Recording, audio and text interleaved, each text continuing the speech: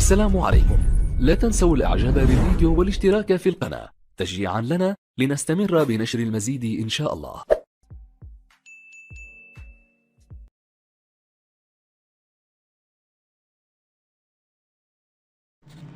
السلام عليكم ورحمة الله وبركاته. اللهم صل وسلم وبارك على سيدنا محمد وعلى آله وأصحابه أجمعين.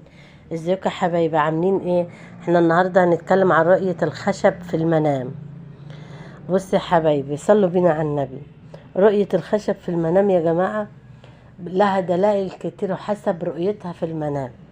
يعني لو شاف حد ان هو شاري خشب او بيجمع خشب وبركنه، دي بتبقى فلوس وهتتركن مركونة.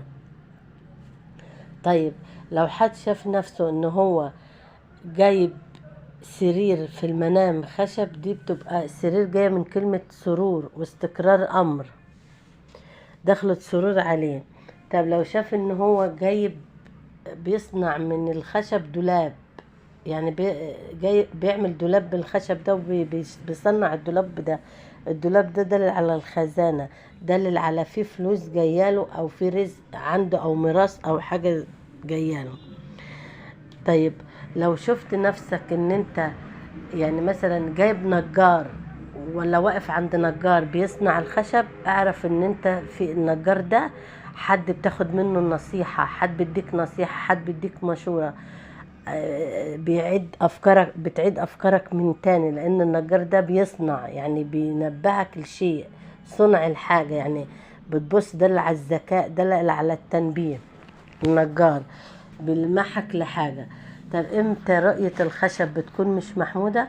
لو شفت ان انت مثلا مكتب في شغلك اتكسر او متكسر او في حاجة اتكسرت او حاجة مخلوعة، اعرف ان في ناس في مكانك في شغلك هيأذوك.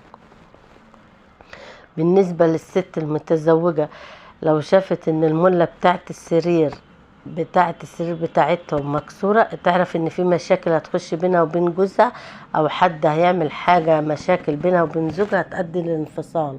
هيبقى في مشاكل كبيرة قوي لان الملة اتكسرت، مفيش تسوية امور، مفيش حاجة بينهم.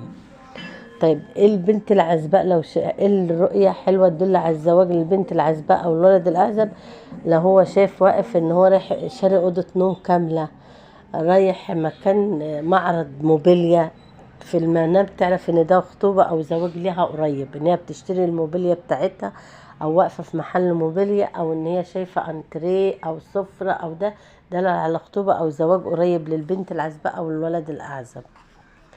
فأي حاجة فيها تصنيع للخشب بتبقى حاجة كويسة، رزق، ميراث، زواج، حاجة كويسة داخلة عليكم. كسر أو عكشة في الخشب أو خشب مسوس، فدي مشاكل وهم وضيقة. دي الرؤية بتاعة الخشب يا جماعة، والله أعلى وأعلم. يا ريت ما تنسوناش باللايك والشير وفعلوا الجرس.